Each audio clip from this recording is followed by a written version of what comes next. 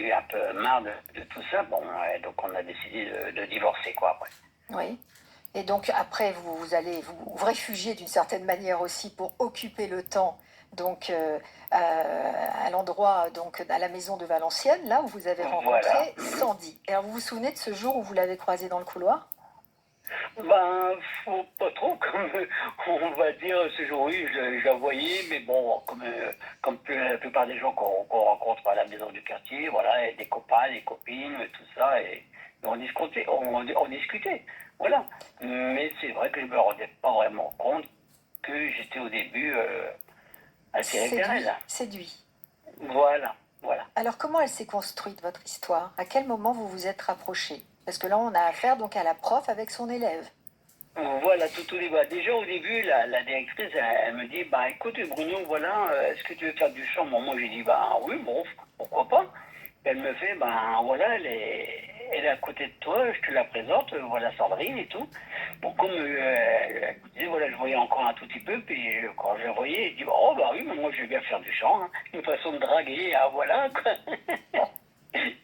C'était juste une façon, non, Et on a donc, ça a c'était une commencé façon comme de ça, tout ça. draguer, une façon de draguer. Donc vous étiez déjà un petit peu séduit. Voilà, tout à fait, oui. Vous l'aviez ressenti, Sandy, ou pas? Ben, en fait, au début, non, pas du tout, parce que j'étais un petit peu dans le déni. Enfin, je vivais une histoire ailleurs. Donc, c'était plus de l'empathie envers une personne un peu plus âgée que moi, parce que moi, j'ai toujours été comme ça, hein. Quand je ressens des choses, et puis je sais pas, de voir cette personne seule d'un certain âge, prendre son petit café, tout ça, bon, moi, j'aime bien discuter avec les gens, en fait. Donc, bon, on est des ch'tis, hein, comme on dit. Ouais.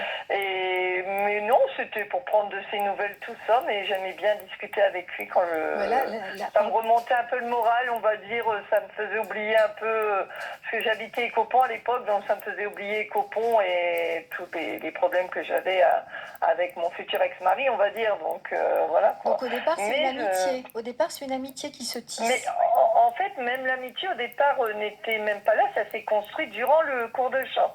Parce que c'était un élève un peu indiscipliné, on va dire, un peu faisait le clown au lieu de réviser. Et moi, je suis assez carrée parce que ben, moi mes élèves, même si c'est un atelier, je veux qu'ils sortent vraiment à l'aise quand ils chantent dans n'importe quel endroit. Et puis que je fais beaucoup travailler l'articulation, la diction, et je veux qu'ils vivent les chansons quand ils chantent en fait. Et puis surtout que ce soit en braille ou même les gens qui voyaient, qui ne regardent pas le texte, qui se détachent du texte. Donc je suis assez intransigeante là-dessus. Et exigeante, exigeante. Oui, voilà, exigeante, oui, c'est ça. Et donc, très perfectionniste, on va dire. alors finalement, parce que là, vous nous avez décrit Bruno un petit peu comme un monsieur vieillissant qui boit son petit café et qui suscite un petit peu l'empathie. Hein, ça, c'est pas glamour, hein. Donc à quel moment vous commencez à le regarder comme quelqu'un d'un peu plus glamour? Bah, justement, c'est quand je voyais en cours, bah, déjà il avait des beaux yeux bleus et puis c'est un bel homme, hein, c'est toujours un magnifique bel homme. Et c'est ça qui m'attirait, c'est ses yeux en premier. Et quand il me regardait, bah, des fois je perdais tous mes moyens. Donc vous savez, en tant que prof, bah, vous devez garder votre sérieux quand même si c'est un atelier, c'est quand même plus vivant. Mais quand vous avez plusieurs personnes à gérer, bon bah c'est pas évident. Puis comme le fait qu'il ne voyait pas, bah c'est vrai que je passais pas mal de temps avec lui et même ça m'a été reproché par mon ex-mari qui me disait ben oui tu passes du temps avec ton élève, tu te rends compte, tu prends un dictaphone, tu notais les cours jusqu'à minuit. C'est vrai que je donnais tous les cours, je mettais tout sur son dictaphone pour qu'il ait tous les cours et tout. Donc oui je commençais à m'attacher à lui quoi, mais bon, comme je ne pensais pas divorcer, donc voilà, c'est pour ça. Ah, vous ne pensiez pas divorcer en dépit de la période très difficile que vous traversez? Ben non, parce que vous savez, bon, ça faisait quand même depuis à peu près 7 ans, ben, j'ai divorcé en 2021 et je me suis mariée en 2012, mais je l'ai rencontré en 2009, mon ex-mari, donc moi je pensais qu'on traversait une mauvaise passe, mais je n'aurais pas cru que... Puis c'est vrai que quand je discutais avec Bruno, il n'y avait rien d'ambigu, on va dire.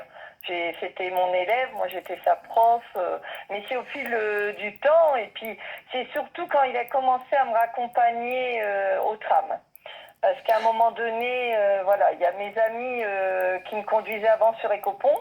Et il y en a un qui faisait partie de mon atelier avec sa femme. Puis d'un seul coup, ils n'ont pas pu me reconduire à Écopont. Donc je devais reprendre le tram vers 19h, 19h30. Et c'est vrai que là, ben, j'avais un petit peu peur, hein, une femme toute seule. Parce qu'il faut quand même que je fasse un petit bout. J'ai à peu près 10 minutes à l'époque pour avoir mon tram. Et c'est là que Bruno, il a dit, bah écoute, moi j'habite Valenciennes. Et je dis, si tu veux, je te raccompagne. Donc tous les jeudis soirs, et à l'époque, les cours étaient le jeudi soir avant le Covid. Donc du coup, il me raccompagnait tous les jeudis soirs au tram. Et ça m'a beaucoup, beaucoup touchée. Comme quoi, la Franchement, rencontre, elle se tisse sur les moments les plus simples, hein, finalement. c'est ça. C'est Donc, ça. quand c'est le moment de l'attachement en tous les cas, parce que finalement, vous vous êtes attaché à ce petit moment et cette petite attention. Mais en fait, sans le faire exprès, en fait, c'était plutôt de la protection. Je voyais qu'il prenait soin de moi. Et quand vous traversez de l'autre côté une période compliquée, où vous n'avez plus d'attention, plus d'amour, bah, vous vous rapprochez d'autres personnes. Et c'est vrai que bah, je commençais à m'attacher à lui. Ouais. C'est ça, quand il y a une brèche dans le couple, alors Oui. là, effectivement, il y a danger, parce un couple qui est proche l'un de l'autre, c'est comme deux mains jointes et on ne peut pas les décoller. Il n'y a pas de place, comme je le dis très souvent dans la libre antenne, pour le coach sportif ou alors pour la secrétaire, évidemment, qui est plutôt bien faite. Donc là, Voilà. il y avait des brèches de toutes les manières, puisque vous étiez dans une période vraiment dysfonctionnelle avec votre mari. Hein, Voilà, je sentais que ça allait être la fin. De toute façon, on avait déjà eu des petites séparations, mais bon, on essaye de sauver son mariage jusqu'au bout, en fait. Hein. Oui. Puis bon, bah, voilà, moi je mélange pas, on va dire, entre guillemets, mes élèves, l'amitié. Enfin, vous voyez, quoi, j'ai une éducation assez. On m'a inculqué beaucoup de choses strictes. Oui, voilà, c'est ça. Voilà. Donc, alors, à quel moment vous vous mélangez, Bruno? Comment vous avez fait pour qu'elle vous voie autrement, à part la raccompagner tous les jeudis soirs, ce qui est extrêmement mignon? Oh, ben moi, c'est souvent, j'aime bien raconter des blagues, tout ça, quoi. Donc c'est l'humour. J'aime bien rire, j'aime bien En rigoler. plus de vos yeux bleus, ça a été l'humour, votre atout. Ah, voilà, il y a ça, ouais. Bon, puis je parlais souvent aussi un peu de la cuisine, parce que j'adore cuisiner aussi, donc j'ai raconté les recettes que je faisais, tout ça. Ah oui, ça c'est vrai, la cuisine aussi, ça me faisait bien. Ouais. Et est-ce qu'il vous glissait des petits messages subliminaux, genre je pourrais te cuisiner ça, ou c'est quoi ton plat préféré, des choses comme ça? Bah, c'est pas arrivé tout de suite, c'est arrivé durant le confinement en fait. Alors, parce qu'après, voilà, il y a eu le malheur, malheureusement, on a été confinés. Moi, parce que quand je donnais des cours de chant, j'avais encore mon travail en plus. Donc, j'ai perdu mon travail le 23 décembre, juste avant 2019, oui, parce qu'on a été confinés en 2020, c'est ça. Et en plus, mon cours de chant s'est arrêté, ça a été l'enfer. Et quand mon ex-mari il a demandé le divorce en plein confinement, c'est là que je me suis rapprochée de Bruno parce que je l'appelais tous les soirs. C'était mon confident. voilà. Alors là, il devient votre meilleur ami.